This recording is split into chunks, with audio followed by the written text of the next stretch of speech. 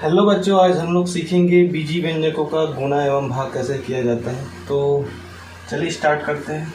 तो सबसे पहले देख लेते हैं बीजी व्यंजक किसको कहते हैं। एक तो राशि होती है चर, एक होता है अचर।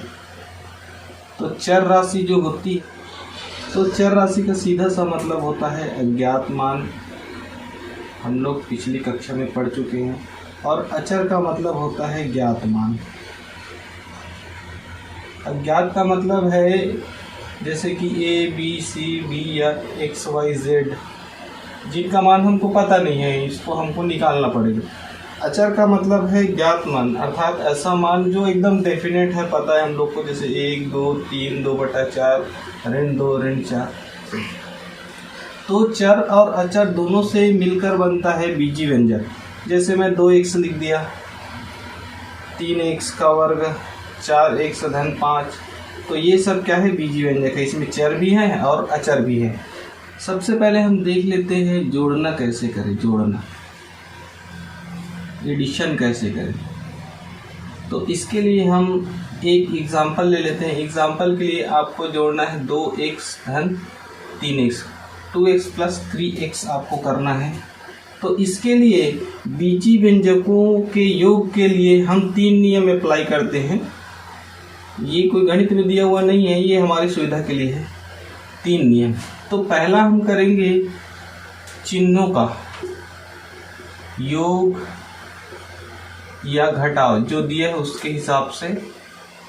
दूसरा हम करेंगे अचर। अचर का मतलब होता है संख्यात्मक मान। संख्यात्मक मान, संख्यात्मक मान का जोड़ या घटाव करेंगे। जोड़ या घटाव। और उसके बाद जो चर दिया है, चर का जोड़ या घटाव। ठीक है बच्चों, तो उसके बाद में ये 3 नियम हमको प्रॉपरली फॉलो करने हैं। तो कैसे करेंगे देख लेते हैं। जैसे कि यहाँ पे 2x धन 3x हमने लिया है, तो इसके लिए देखिए यहाँ पे धन का चिन्ह है, यहाँ पे भी धन का चिन्ह। तो दोनों प्लस है, तो प्लस और प्लस तो प्लस ही होता है।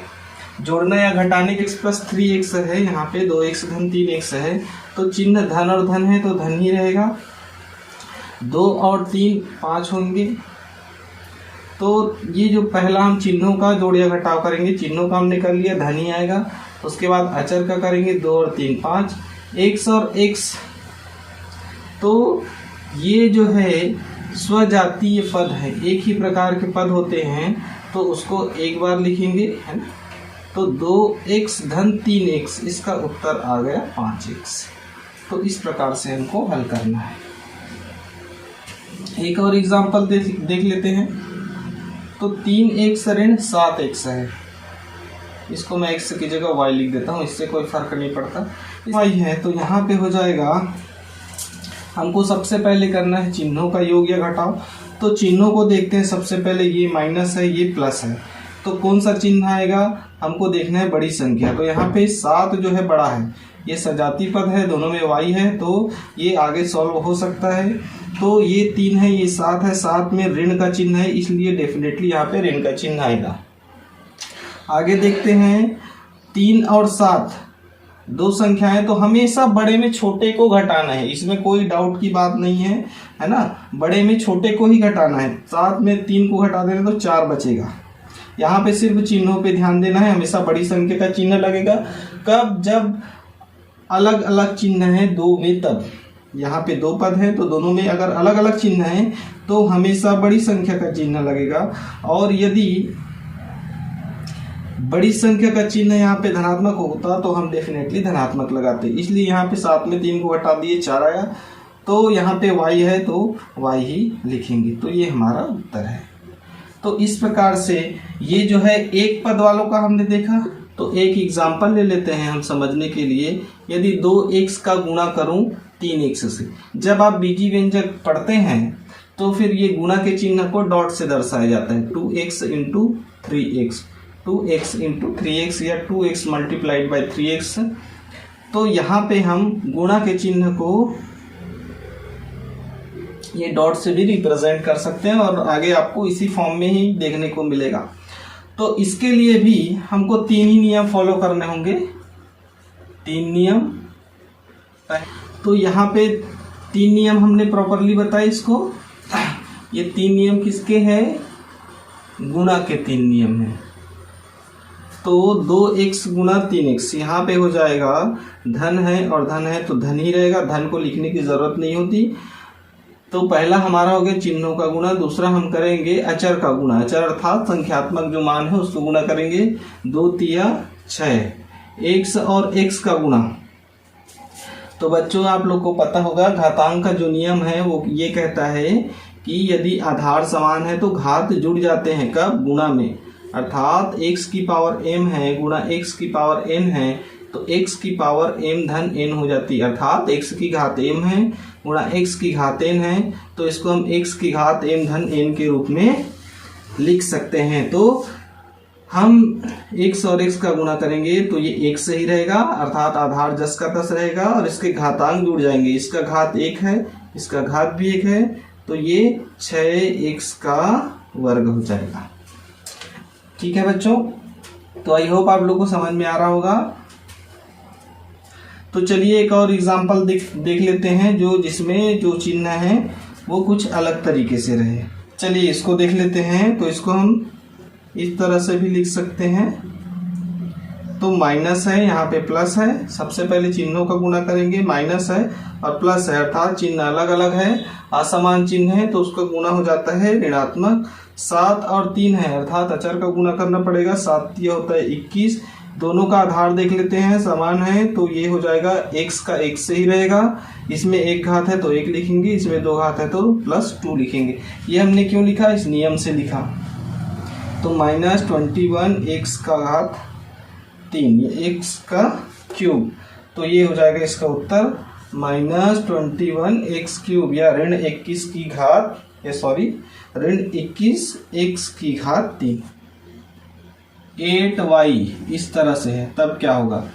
तो इसमें कोई डाउट की बात नहीं है। यहाँ पे हम करेंगे जैसा करते आ रहे हैं वैसे ही करेंगे। पहले चिन्हों का गुणा है, अलग अलग, ये एक पद है ये एक पद है, इसको हम माइनस है इधर प्लस है, अलग अलग चिन्ह है तो डेफिनेटली यहाँ पे माइनस आएगा।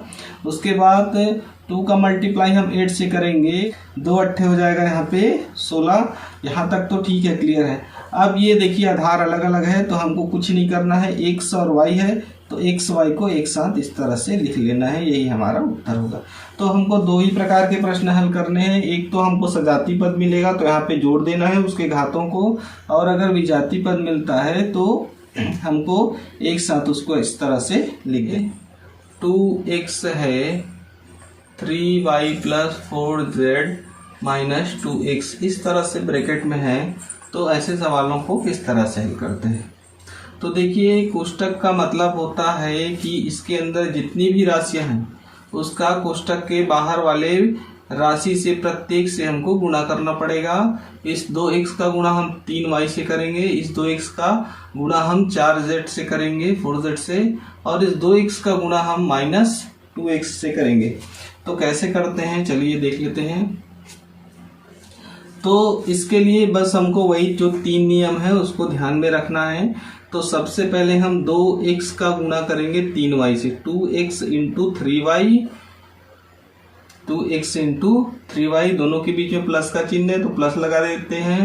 2x × 4z, तो आप यहाँ पे प्लस ही लिखिए, 2x × -2x है तो मैं इसको ब्रैकेट में लिख लेता हूँ। तो चलिए, तो यहाँ पे हम पहले करेंगे, तो यहाँ पे हम पहले करेंगे चिन्हों का गुणा। यहाँ पे प्लस है, यहाँ पे प्लस है तो डेफिनेटली प्लस ही होगा, प्लस को लिखने की जरूरत नहीं है। 2 × 3 तो ये हो जाएगा 6, 2 तिया होता है 6। x और y अलग अलग पद है, विजाती पद है तो एक साथ इस तरह से लिख देते हैं।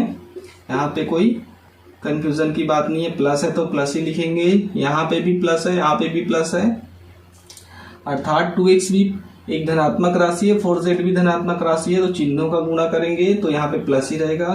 2 और 4 का गुणा करेंगे अर्थात अचर का गुणा करेंगे तो ये 8 हो जाएगा। x और z का गुणा करेंगे x z हो जाएगा। क्यों? क्योंकि ये मतलब अलग अलग पद है, विजातीय पद है। अगर एक ही तरह का होता इनका आधार तो हम घातों को जोड़ देते। यहाँ पे प्लस है, यहाँ पे माइनस है, अर्थात अलग अलग चिन्ह है तो इनका गुणनफल जो है माइनस आ जाएगा। 2 और 2 का गुणा 4 हो जाएगा।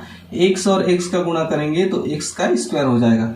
क्यों हो जाएगा? क्योंकि इसमें एक घात है, इसमें एक घात है, तो दोनों 1 और 1 मिलके हो जाएगा 2। तो इस तरह से ये इसका फाइनल आंसर है। हम इसको आगे हल नहीं कर सकते क्योंकि इसमें जो पद है वो विजातीय पद है, सजाती नहीं। तो चलिए अब एक एग्जांपल ले लेते हैं। 2x प्लस को सॉल्व करके देखते हैं। तो दो पदों, इसमें भी 2 पद हैं, इसमें भी 2 पद हैं। तो चलिए इसको अब हम मल्टीप्लाई करना है हमको, क्योंकि ये 2 ब्रैकेट लगे हुए हैं, इसके बीच में कोई और साइन नहीं, इसका मतलब इनको गुणा करना है। तो जैसा कि हमने थोड़ी देर पहले बताया, इस 2x का इस पूरे से मल्टीप्लीकेशन होगा और 7 का इस पूरे से मल्टीप्लीकेशन। तो इसको इसी तरह से लिख लेते हैं। 2x, इस पूरे कोष्ठक को लिख लेते हैं 3x प्लस 2x का इस पूरे से होगा। प्लस 7 है तो मैं प्लस 7 लिखूंगा, माइनस रहता तो माइनस लिखता। इस 7 का होगा 3x प्लस 2, इस तरह से।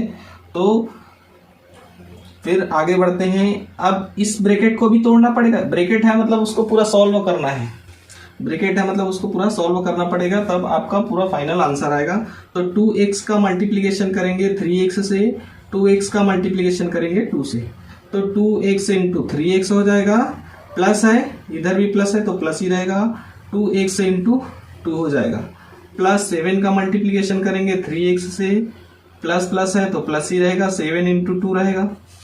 चलिए, तो 2x इंटू 3x, तो यहाँ पे 2 इंटू 3 6 हो जाएगा। 2 3 अच्छा है, x और x है तो x का हो जाएगा स्क्वायर, क्योंकि ये सजाती है घातांक के नियमानुसार, इसके जो घात है वो जुड़ जाएंगे। प्लस 2 इंटू 2, तो 2 दूनी 4 हो जाएगा, x का x ही रहेगा। धन 7 या 21 हो जाएगा, x का x ही रहेगा। धन 7 दूनी 14 हो जाएगा।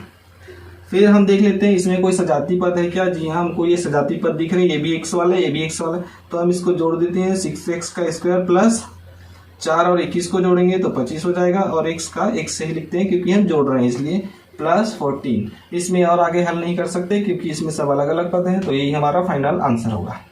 तो आई होप आप लोग को ये समझ में आ गया होगा। तो सवाल को बना के देखिए और समझ में आया कि नहीं ये बिल्कुल बताएं। तो ये हमारा क्वेश्चन है। चलिए हम इसका सॉल्यूशन ढूंढते हैं।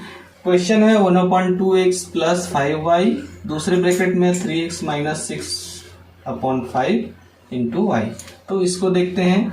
तो ये बेसिकली जैसे हमने पिछले क्वेश्चन को हल किया, ये वैसे वितरण नियम कहलाता है। a प्लस बी, एक कोष्टक में, दूसरे कोष्टक में c प्लस d। तो इसको हम लिख सकते हैं ac plus ad plus bc plus bd। वितरण का मतलब होता है बांटना। तो इस एक को हम इन दोनों के बीच में बांटेंगे, इसको इनके बीच में बांटेंगे। किस तरह से बांटते हैं देखते हैं। तो 1/2x है, इसका मल्टीप्लीकेशन करेंगे 3x माइनस 6/5 y से, प्लस 5y है, इसका मल्टीप्लीकेशन करेंगे 3x माइनस 6/5 y। तो यहां से देख लेते हैं 1/2x है, इसका गुना होगा 3x, 1/2x इंटू 3x। तो यहाँ पे प्लस है, यहाँ पे माइनस है। दो अलग अलग चिन्हों का गुणा जब होता है तो उसका जो आंसर है वो माइनस में आता है। तो यहाँ पे आ जाएगा माइनस 1/2x इंटू 6/5y।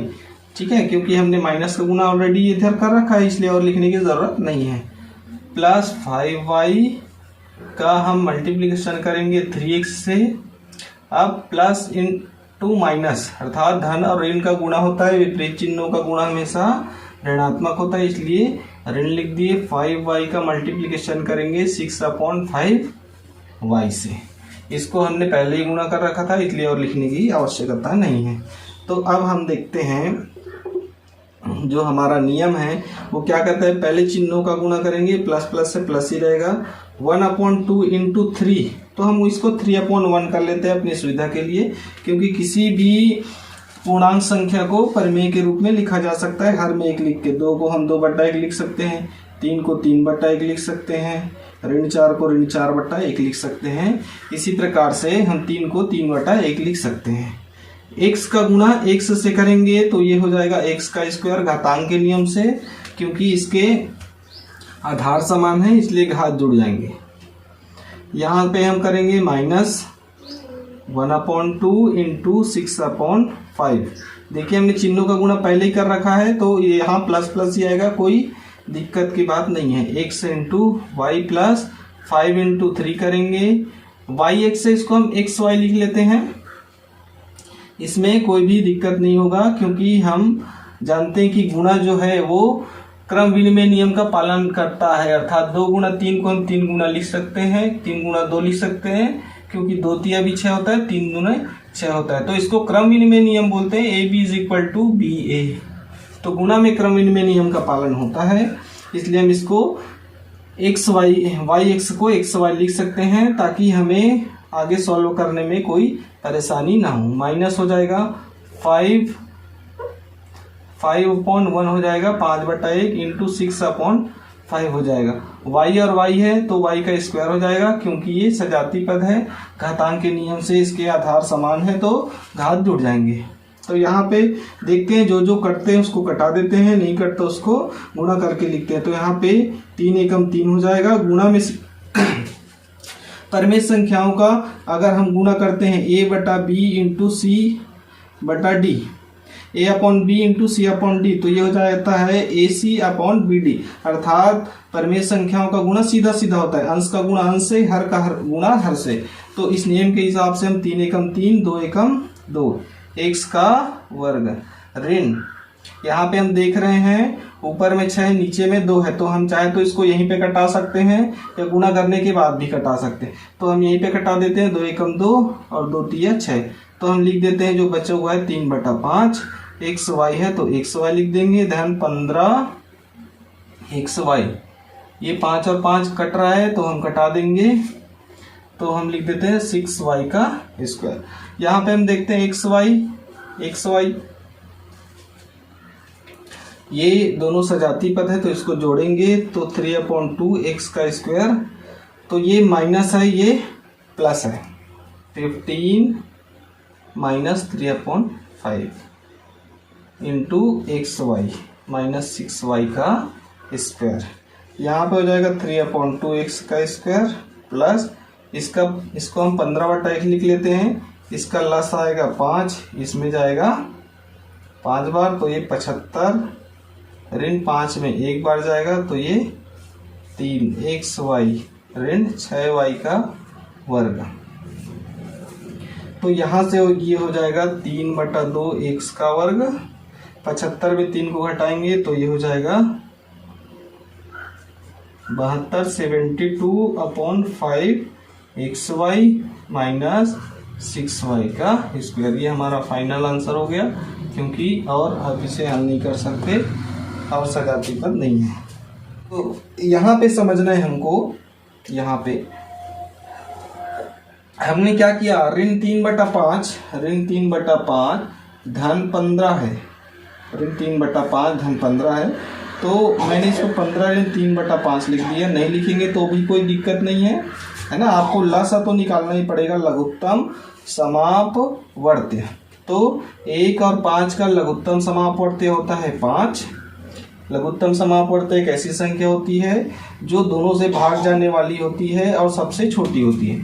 तो ऐसी छोटी संख्या जो दोनों से भाग जाए वो लसा कहलाती है, इसका 5 हो जाएगा। अब हारों से उसको भाग देंगे, जो लसा निकाले तो 5 बार जाएगा तो 5 से गुणा कर दिए, 5 से 1 बार जाएगा तो 1 से गुणा कर दिए। तो ये इस प्रकार से 15×5 = 75 ऋण 3, तो ये 72 हो जाएगा, 72/5 xy ऋण 6y का वर्ग। तो इस प्रकार से इसको निकालना है। तो आई होप आप लोग को ये समझ में आया होगा। तो समझ में आया कि नहीं ये ज़रूर बताएं, और फिर सवालों को बनाकर देखें, और जो डाउट है उसको फिर हम लोग डिस्कस करेंगे। Thank you, thanks for watching.